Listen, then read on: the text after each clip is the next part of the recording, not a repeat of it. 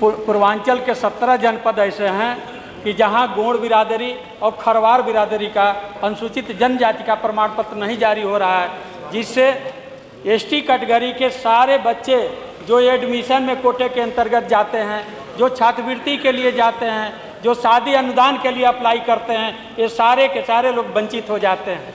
और बार बार आपके पीठ से आश्वासन दिया जाता है कि उनका प्रमाण पत्र निर्गत किया जाता है, लेकिन जब फार्म ऑनलाइन या ऑफलाइन लड़के अप्लाई करते हैं तो कोई न कोई क्वेरी लगा करके उनको परेशान करने का कार्य किया जाता है। पूर्वांचल के कई जनपदों में 17 जनपद इस तरह के केसों से प्रभावित है और गोंड बिरादरी, खरवार बिरादरी के लोग आए दिन धरनारत रहते हैं, जिलाधिकारी कार्यालय से लेकर के तहसील मुख्यालय तक, लेकिन उनकी बात कोई सुनता नहीं है। महोदय, इतनी कमजोर जातियां, इतनी गरीब जातियां हैं कि किसी तरह से अपने परिवार का भरण पोषण वो लोग कर पाते हैं, लेकिन आज इस महंगाई के ज़माने में उनके बेटे और बेटियों के लिए ना तो शिक्षा का कोई इंतजाम हो पाता है, ना उन्हें छात्रवृत्ति का कोई इंतजाम हो पाता है, ना उन्हें नौकरियों में कहीं वेटेज मिलता है। जब समाजवादी पार्टी की सरकार थी तो मान्यवर उन्हें जात प्रमाण पत्र मिलता था और भारी तादाद में उन्हें छात्रवृत्ति भी मिलती थी और सरकारी नौकरियों में उनको 2% की भागीदारी मिलती थी। लेकिन आज जब से भारतीय जनता पार्टी की सरकार आई है महोदय, तब से गोंड और खरवार बिरादरी के लिए एक इतना बड़ा संकट आया है कि बार बार रिक्वेस्ट करने के बाद, बार बार कार्यालयों का चक्कर काटने के बाद नहीं सब लोग नियम 56 पे एक बोलता, 2 लोग आपके माध्यम से मांग करता हूँ कि सरकार द्वारा स्पष्ट निर्देश जाए कि गोंड बिरादरी और खरवार बिरादरी के लोगों को अनुसूचित जनजाति का प्रमाण पत्र जारी किया जाए कि उनके बच्चों का उनका हक मिल सके, सरकारी नौकरियों में उनको आरक्षण की सुविधा मिल सके। महोदय, आपने बोलने के लिए मुझे अवसर दिया, बहुत बहुत धन्यवाद। माननीय अध्यक्ष, इसमें 2 विषय निहित हैं। एक, किसी भी जाति की परिभाषा कि वो किस कैटेगरी में आ रही है, और दूसरा विषय जो माननीय सदस्य ने उठाया है कि उस परिभाषा के अनुसार पात्र लोगों को, सही लोगों को जल्दी जल्दी जाति प्रमाण पत्र जारी किया जाए। तो पहले विषय में सर, यहाँ पे गोंड, खरवार और जो पर्यायवाची, इसमें कोई विवाद नहीं है परिभाषा की जहाँ तक बात है। फिर 2002 में 13 जिलों में अनुसूचित जनजाति में तत्कालीन भारतीय जनता पार्टी की सरकार के प्रयास के परिणाम स्वरूप महाराजगंज, सिद्धार्थनगर, बस्ती, गोरखपुर, देवरिया, मऊ, आजमगढ़, जौनपुर, बलिया, गाजीपुर, वाराणसी, मिर्ज़ापुर और सोनभद्र में अनुसूचित जनजाति के रूप में परिभाषित किया गया। शेष जिलों में अनुसूचित जाति के रूप में परिभाषित हैं। एक तकनीकी समस्या है कि कुछ जिले बढ़े तो पुनः भारतीय जनता पार्टी की सरकार ने प्रयास किया और 2022 में 4 जिले इसमें बढ़ गए। तकनीकी विषय था, लेकिन इससे एक प्रॉब्लम आ रही थी, तो अब संत कबीरनगर, कुशीनगर, चंदौली, भदोही भी पर्याय इस सूची में आ गए, तो कुल 17 जनपद ऐसे। अब सर मूल बात पे आते हैं कि जाति प्रमाण पत्र जारी हो, आसानी से हो, सही व्यक्ति को ज़रूर हो, और कुछ चेष्टा करने वाले लोग भी कई बार होते हैं, उनको ना मिले। इसके लिए सर 2 काम किए गए हैं। एक, फैमिली आईडी नाम से एक प्रक्रिया बनाई गई, एक सॉफ्टवेयर बनाया गया, जिसमें कि अगर एक परिवार के पिता को या एक पुत्र को जाति प्रमाण पत्र जारी है, तो जो फैमिली ट्री बनेगा उसके अनुसार अगर उस परिवार का कोई व्यक्ति जाति प्रमाण पत्र के लिए आवेदन करता है तो उसको बहुत ही आसान तरीके से, ऑलमोस्ट ऑटोमेटिक तरीके से जाति प्रमाण पत्र जारी हो जाता है। ये व्यवस्था आ चुकी है, इसका लाभ लोग ले रहे हैं सर। दूसरा, कोई पहली बार आवेदन कर रहा है तो ये समस्या माननीय मुख्यमंत्री जी के सामने कई लोगों ने रखी सर, और यहाँ ये भी क्लियर कर दूँ कि जो परिभाषा वाला विषय है वो समाज कल्याण और पिछड़ा वर्ग कल्याण देखता है। जो जाति प्रमाण पत्र जारी करने वाला विषय है वो राजस्व के पास में, तहसील के पास में। किंतु मैं पूरी बात सर बताता हूँ, माननीय मुख्यमंत्री जी ने एक निर्देश दिया हमको कि जाति प्रमाण पत्र जारी करने की व्यवस्था को और पारदर्शी और मजबूत कैसे बनाया जाए, इसके ऊपर सुझाव दीजिए।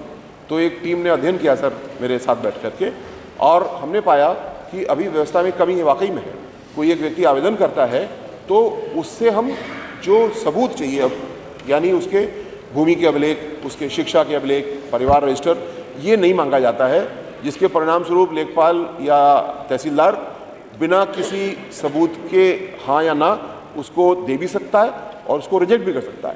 तो संस्तुति समिति ने ये की कि हमें सॉफ्टवेयर को और मजबूत करना चाहिए, आवेदक से उसके तथ्य भी लेने चाहिए, जो राजस्व अधिकारी है उन तथ्यों पे हाँ ना या संशय वाली बात लिखे, और फिर जो पात्र लोग हैं उनको तत्काल जारी किया जाए, जो अपात्र हैं वो गलती से लाभ ना ले पाएँ। ये राजस्व विभाग सर इस सॉफ्टवेयर पे काम कर रहा है, मैं आशा करता हूँ जल्दी से वो जारी हो जाएगा और ये सही लोग को जारी हो, गलत को ना मिले, ये पूरी तरीके से हल हो जाएगा।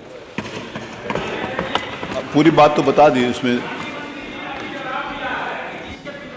से प्रमाण पत्र जारी हुआ होगा उसके लिए जारी हो सकता है, लेकिन जिसके पिता के नाम से अगर किसी तरह का एसटी का वही तो उन्होंने पूरा डिटेल बताया ना, उसके बाद वाली बात आपने नहीं सुनी। हो पाएगा ये बहुत ये उन्होंने नहीं कहा नहीं हो पाएगा, उन्होंने कहा उसको सॉफ्टवेयर डेवलप करें, उसको भी होगा। संगति है माननीय मंत्री जी, चाहे समाज कल्याण हो चाहे माननीय मुख्यमंत्री जी से वार्ता करके वो तो उन्होंने कहा ही है, कराइए।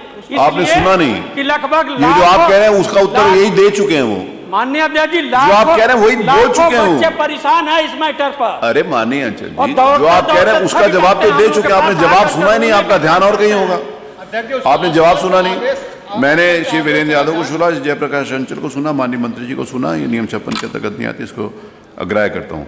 दूसरी सूचना है नियम 56 की, प्रदेश में विद्युत, तो मेरे पास 5-5 मिनट के लिए, वैसे 10 मिनट सुनना था लेकिन मैंने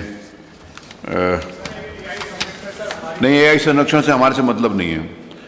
एआई देखिए प्लीज, आप हमारे उत्तर प्रदेश का कुछ भी हो, उत्तर प्रदेश कहीं भी जाके कुक कर रहा है उसको वहां पर, I am sorry, university Uttar Pradesh में अगर कोई कर रही है तो वो, मेरी बात सुनिए, एक ना मेरी बात, कोई भी देश के अंतर्गत कहां पर क्या हो रहा है वो ना तो उत्तर प्रदेश सरकार के द्वारा ऑर्गेनाइज वो था, ना ही उत्तर प्रदेश में था, ना ही उत्तर प्रदेश में था वो, और ना ही उत्तर प्रदेश में ऑर्गेनाइज था वो।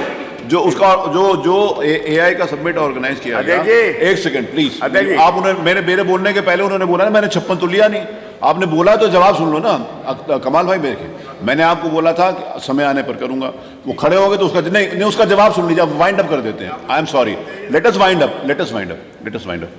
उसमें यह था कि जो इवेंट हुआ वो गवर्नमेंट ऑफ इंडिया के मिनिस्ट्री ऑफ इलेक्ट्रॉनिक्स उन्होंने ऑर्गेनाइज किया, और वो इवेंट दिल्ली में हुआ, वहाँ पर जो भारत मंडपम में, तो वहाँ पर ऑर्गेनाइज हुआ।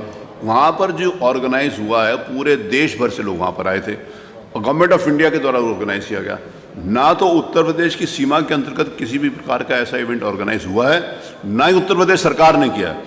जो उत्तर प्रदेश सरकार ने नहीं किया और उत्तर प्रदेश की सीमा के अंतर्गत नहीं है, तो वो उत्तर प्रदेश की विधानसभा में सुनने का औचित्य नहीं है। अब देश भर से लोग आए, आप बोलो कि अब केरला की एक उसने वहाँ पर ये किया था, no, it's not allowed.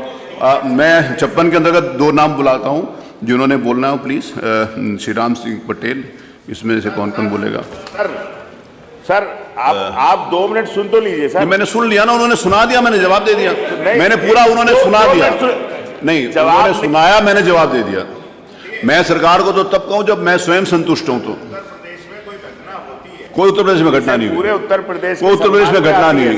Uttar Pradesh में कोई घटना हुई तो बताइए। अच्छा सर, आप उत्तर प्रदेश में कोई घटना हुई हो तो आप बताओ। सर सुन तो लीजिए सर। अच्छा वो सुन लीजिए, छोड़ दे 56।